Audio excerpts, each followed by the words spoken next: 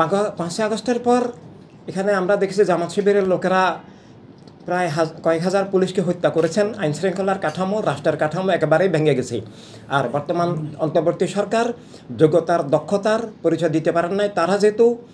তারা যেহেতু জঙ্গিবাদের প্রশ্রয় দিচ্ছেন, ওই খুনিদের প্রশ্রয় দিচ্ছেন, তাদের মাধ্যমে আইনশৃঙ্খলা রক্ষার, উন্নত হওয়ার কোনো প্রশ্নই আসে না। বরং আমরা দেখছি মব সন্ত্রাসকে তারা প্রশ্রয় দিয়েছেন। সরকারিভাবে, রাষ্ট্রীয়ভাবে সরকারি পালিত দল, সরকারের গড়া যে নতুন দল, কোষাগার ব্যয় করে দুর্নীতির মধ্য দিয়ে যে দল তৈরি হয়েছে, তারাও চাঁদাবাজি করছেন, তারাও সন্ত্রাস করছেন। এবং সব দলই বাংলাদেশের ইতিহাসে যারা ক্ষমতায় ছিলেন এবং এখনও আছেন, তারা প্রত্যেকেই চাঁদাবাজি করছেন, সন্ত্রাস করছেন, লুটতরাজ করছেন, দুর্নীতি করছেন, বিরোধী দলকে দমন করছেন, মিথ্যা মামলা দিচ্ছেন, আইনশৃঙ্খলা ভেঙে দিয়েছেন, আদালতকে নিজের ইচ্ছামতো পরিচালনা করেছেন, আদালতের রায় নিজেরাই অফিসে লিখে আদালতের মাধ্যমে ঘোষণা করে আদালতকে ধ্বংস করেছেন, পুলিশ প্রশাসনকে ধ্বংস করেছেন, রাষ্ট্রকে দলীয়করণ করেছেন। তাই বর্তমান সরকার যতদিন থাকবে তাদের মাধ্যমে আইনশৃঙ্খলা উন্নত হওয়ার কোনো প্রশ্নই আসে না।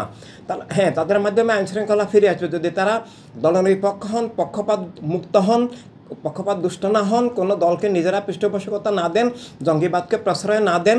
আমরা এই সরকার ক্ষমতায় আসার সাথে সাথেই সংবাদ সম্মেলন করে আমাদের প্রেস ক্লাবে আমরা বলেছিলাম, তাদের কাছে আমরা দাবি দিয়েছিলাম 10টা দাবি, যে আপনারা পক্ষপাত মুক্ত থাকবেন, সবার অধিকার সুনিশ্চিত করবেন, অর্থনীতি রক্ষা করবেন, রাষ্ট্রকে দলীয়করণ করবেন না, গরিবের উপরে জুলুম করবেন না, মানুষের অধিকার হরণ করবেন না, নিরাপত্তা রক্ষা করবেন, জনগণ আপনাদেরকে সহযোগিতা করবে। কিন্তু তারা বিপরীত পথে চলেছেন, তারা ক্যাবিনেটকে দলীয়করণ করেছেন, পক্ষপাত দুষ্ট হয়ে গেছেন এবং তাদের দুর্নীতি, তাদের উপদেষ্টাদের পিএদের দুর্নীতির ইতিহাস, দুর্নীতির বর্ণনা সব সাংবাদিক জানেন, জনগণ জানে, দেশ বিদেশে জানে যে হাজার হাজার কোটি টাকা লুটপাট হচ্ছে। এভাবে জননিরাপত্তা নাই। মব সন্ত্রাসকে যারা প্রশ্রয় দিয়ে থাকে, তাদের মাধ্যমে নিরাপত্তা রক্ষা নয়, নিরাপত্তা কেবল ধ্বংসই হচ্ছে এবং হবে।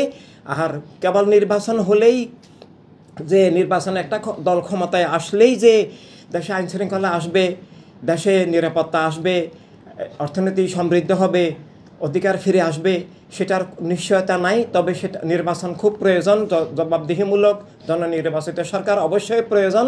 তবে সেটার মূল শর্ত হচ্ছে মানবতার রাজনীতি, মানবতার রাষ্ট্র, মানবতার দল।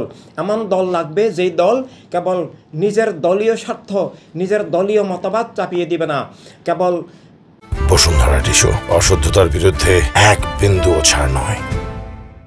দলীয় লোকদেরকে মানে চাকরি দিয়ে, দলীয় লোকদেরকে পুলিশ প্রশাসন, সেনাবাহিনী সব জায়গায় বসিয়ে প্রশাসনে রাষ্ট্রকে দলীয়করণ করবে না। যারা সব নাগরিকের সমান অধিকার, সমান স্বাধীনতা, সমান নিরাপত্তা, সমান সুযোগ সুবিধা বিশ্বাস করবে। কিন্তু যেসব দল আমরা দেখছি, তারা অতীতে অনেকেই ক্ষমতায় ছিলেন, আমরা তাদের দলীয়করণ, তাদের দুর্নীতি, তাদের ভুয়া নির্বাচন, আমরা তাদের বিনা বিচারে হত্যা, তাদের সন্ত্রাস আমরা দেখছি। এমনকি এখনও যারা ক্ষমতায় আছেন এবং যারা ক্ষমতায় নাই তারাও চাঁদাবাজি করছেন, সন্ত্রাস করছেন, গুন্ডামি করছেন। আমাদের ইনসানিয়ত বিপ্লবের একজন সদস্যের বিবাড়িয়াতে এই গতকাল যেই ঘটনা ঘটলো, তাকে জোর করে ডেকে নিয়ে একটা বর্তমান বড় দল যেটা ক্ষমতায় নাই, কিন্তু তারা ডেকে নিয়ে, এবং সামনে যিনি সেই আসনে বিজয়নগর যে আসনটা, বিবাড়িয়ার বিজয়নগর যে আসনটা, সেখানে ডেকে নিয়ে তাকে জবরদস্তি বন্দুকের নলের মুখে তাকে তার জায়গাটা সাইন করিয়ে নিলেন। রাস্তার পাশে একটা মূল্যবান জায়গা জবরদখল করে নিলেন, সাইন করে নিলেন এবং হুমকি দিলেন যদি একটু শব্দ করো, যদি কোনো উচ্চারণ করো, তাহলে মানে কাফন দাফন কিনে রাখো, সব কিছু কবর খুঁড়ে রাখো। এরপর তিনি যখন থানায় গেলেন, ওসি বললেন যে আপনি যে জানে বেঁচে আসছেন, এখনও আপনি যে বেঁচে আছেন, বেঁচে যদি থাকতে চান চুপ করে থাকেন, সোজা এখান থেকে চলে যান, কার সাথে কোনো কথা বলবেন না। এই হচ্ছে নিরাপত্তা।